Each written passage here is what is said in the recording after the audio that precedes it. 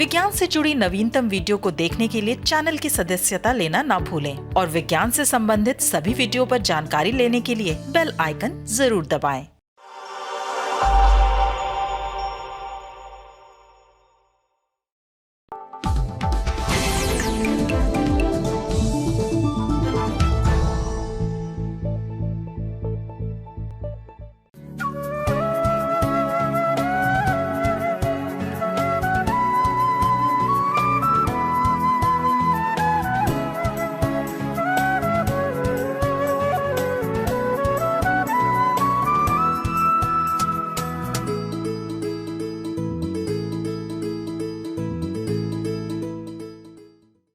नमस्कार, जन विज्ञान में आप सबका स्वागत है। मैं हूं मानवर्धन कंठ और जन विज्ञान के इस अंक में देखिए, भूजल को शुद्ध बनाने की नैनो तकनीक से लाखों को मिलेगा लाभ।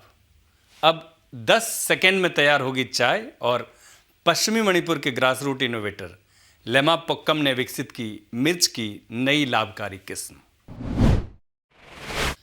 भारतीय प्रौद्योगिकी संस्थान यानी आईआईटी उत्कृष्ट इंजीनियरिंग शिक्षण संस्थान होने के साथ साथ स्थानीय समस्याओं के समाधान में भी महत्वपूर्ण भूमिका निभा रहा है। इस क्रम में आईआईटी खड़गपुर के शोधकर्ताओं ने भूजल पानी को शुद्ध बनाने की ऐसी तकनीक विकसित की है जिसका देश के कई हिस्सों में इस्तेमाल किया जा रहा है। इससे लाखों लोगों को स्वच्छ पेयजल की उपलब्धता सुनिश्चित हुई है। आइए देखते हैं ये रिपोर्ट। आईआईटी खड़गपुर में जल शुद्धिकरण तकनीकी उत्कृष्टता केंद्र यानी CTEWP स्थापित किया गया है। इस केंद्र ने CSIR के भारतीय रसायन प्रौद्योगिकी संस्थान यानी IICT की मदद से कम लागत वाली प्रभावकारी नैनो फिल्टरेशन आधारित तकनीक विकसित की है जो भूजल को स्वच्छ बनाती है। नैनो फिल्टर पानी को पूरी तरह से भारी धातुओं से मुक्त बनाते हैं। वैज्ञानिकों के अनुसार भूजल को स्वच्छ बनाने के लिए compact vertical modular nano filtration membrane system विकसित किया है जो भूजल में मौजूद भारी धातुओं को हटाने का काम करता है।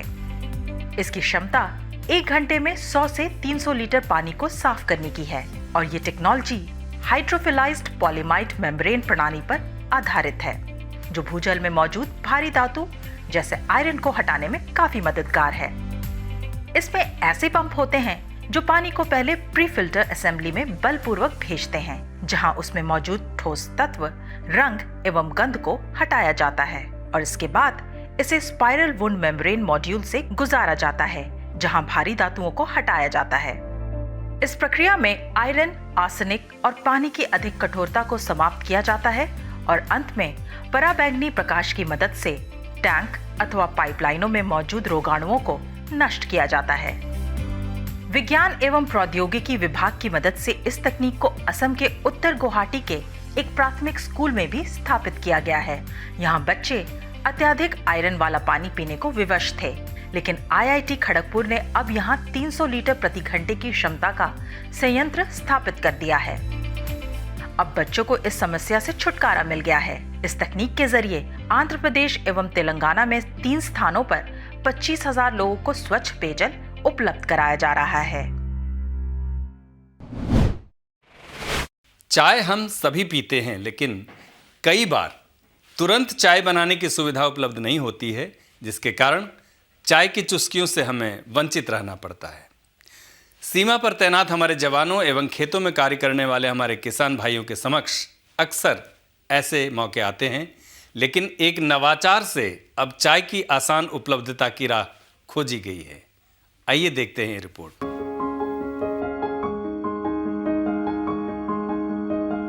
असम के जोरहाट स्थित टोकलाई टी रिसर्च इंस्टीट्यूट के वैज्ञानिकों ने चाय को टैबलेट, लिक्विड एवं पाउडर के रूप में तैयार किया है।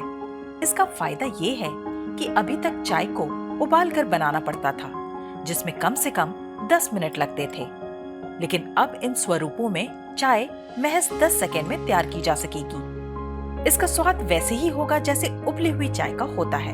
ये टी बैग जैसी फीकी चाय जैसी नहीं महसूस होगी। जोरहाट में टोकलाई नदी के किनारे 1911 में स्थापित किया गया ये चाय अनुसंधान संस्थान देश का सर्वाधिक पुराना चाय अनुसंधान संस्थान है। ये चाय की गुणवत्ता और उसे मौजूदा जरूरतों के अनुरूप तैयार करने पर लगातार शोध कर रहा है। संस्थान ने टैबलेट, पाउडर या लिक्विड के रूप में जो चाय तैयार की है, उसमें कोई रसायन नहीं मिलाया गया है, इसलिए ये पूरी तरह से सामान्य चाय की भांति ही है। संस्थान ने कहा कि इस प्रकार की चाय को इस्तेमाल करने के लिए सिर्फ गर्म पानी की जरूरत होती है, जिसमें टैबलेट, लिक्विड या पाउडर चाय को मिलाया जाता है तथा 10 सेकंड में ही चाय तैयार हो जाती है। ये उत्पादन सीमाओं एवं दुर्गम इलाकों में तैनात जवानों और कामगारों के लिए बेहद उपयोगी है। खेतों में काम करने वाले किसानों को भी जब चाय की तलब लगती है तो वे इस चाय का तुरंत इस्तेमाल कर सकेंगे। इसी प्रकार कार्यालयों के लिए भी इस किस्म की चाय उपयोगी है। इसमें चाय बनाने में लगने वाले समय की बचत होगी और सिर्फ गर्म पानी की जरूरत होगी, जो थर्मस में लाया जा सकता है। बता दें कि ये चाय अनुसंधान संस्थान चाय के उत्पादन बढ़ाने से लेकर उसकी गुणवत्ता, उत्पादन, अर्थशास्त्र तथा उसकी टेस्टिंग आदि पर भी शोध कर रहा है। हमारे देश में किसान परंपरागत तरीके से खेती करते हैं। फसल की एक ही किस्म को लंबे समय तक उगाते हैं। नतीजा यह होता है कि मेहनत ज़्यादा लगती है और उत्पादन कम होता है। लेकिन कुछ किसानों ने अपने नवाचार और मेहनत से परंपरागत किस्मों में ऐसे सुधार कर दिए हैं जिससे वे किस्में अब किसानों को मालामाल कर रही हैं, जबकि पहले उत्पादन कम होने से किसान परेशान रहते थे। ऐसा ही उदाहरण पेश किया है पश्चिमी मणिपुर के किसान लैमापोक्कम हेलेंद्रो सिंह ने।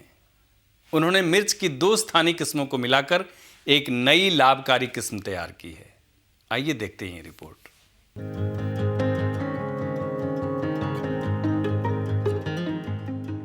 ये 1990 से 95 के दरमियान की बात है। तब लैमापोक्कम छोटे थे और उनका परिवार बड़े पैमाने पर मिर्च की खेती करता था। यहाँ मिर्च एक नकदी वाली फसल है, इसलिए अच्छे उत्पादन के लिए किसान जी जान लगा देते हैं। उनका परिवार परंपरागत रूप से मिर्च की 2 स्थानीय किस्मों की खेती करता था, एक मेतेई मोरोक तथा दूसरी एनेमा खाई। मोरोक किस्म में मिर्च के फल तो बड़े आकार के होते थे, लेकिन फसल तैयार होने में ज्यादा समय लगता था और प्रति हेक्टेयर उत्पादन भी कम था। जबकि दूसरी किस्म एनेमा खाई में समय तो कम लगता था, लेकिन मिर्च का आकार छोटा था और उत्पादन भी अच्छा नहीं होता था। लैमापोक्कम ने खेतों में काम करते करते एक बार नोट किया कि एनेमा खाई प्रजाति के पौधों में बड़े आकार की मिर्ची लगी है, लेकिन ऐसा कुछ ही पौधों में दिखा जो दूसरी प्रजाति के पौधों के साथ उग आए थे। तभी उनके दिमाग में आया कि जब एक पौधे में ये चमत्कार हो सकता है तो बाकी में क्यों नहीं। ये प्राकृतिक कारणों से हुआ था। इसके बाद उन्होंने मिर्च की परंपरागत प्रजातियों में क्रॉस ब्रीडिंग शुरू की। इसके लिए सिलेक्शन मेथड को अपनाया गया। करीब 10 साल तक वे बार बार बदलाव करके नई प्रजाति विकसित करते रहे। 10 साल के अथक प्रयासों के बाद उन्होंने मिर्च की एक नई प्रजाति विकसित की, जिसके फल का आकार बड़ा होता है, रंग एकदम लाल, स्वाद में तीखापन भी सबसे ज्यादा होता है। इससे इस मिर्च की मांग भी अच्छी होने लगी। धीरे धीरे उनके गांव में ही नहीं बल्कि आसपास के गांव में भी इस किस्म को किसान उगाने लगे। फल का आकार बड़ा होने के कारण किसानों का उत्पादन भी बढ़ने लगा। ये किस्म पहली परंपरागत किस्मों की तुलना में कम समय में तैयार होती है। लैमापोक्कम जब नेशनल इनोवेशन फाउंडेशन के संपर्क में आए तो उसने भी इसमें मदद की। NIF की मदद से इस किस्म में एक और सुधार किया गया, जिससे इसमें कुंचन रोग नहीं लगता है। कुंचन रोग मिर्च के फल को टेढ़ा कर देता है, जिससे उसकी गुणवत्ता प्रभावित होती है। बाद में मणिपुर स्थित केंद्रीय कृषि विश्वविद्यालय ने अपनी प्रयोगशाला में लैमापोक्कम द्वारा विकसित किस्म का परीक्षण किया और इसे ज्यादा उपजाऊ एवं लाभकारी बनाया। ये किस्म अक्टूबर-नवंबर में बुआई के लिए उपयुक्त है। नेशनल इनोवेशन फाउंडेशन ने उन्हें इस नवाचार के लिए 2019 में राष्ट्रीय पुरस्कार भी प्रदान किया।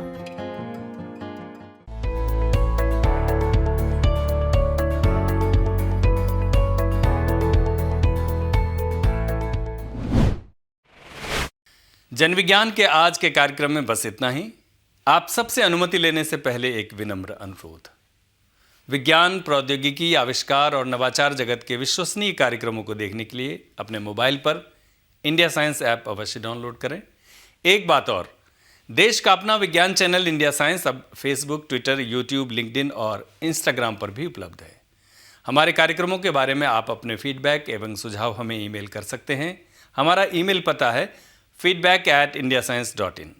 अगले सप्ताह हम फिर हाजिर होंगे जन विज्ञान के रोचक अंक के साथ। तब तक आप अपना बहुत ख्याल रखिए और हमें दीजिए अनुमति। नमस्कार।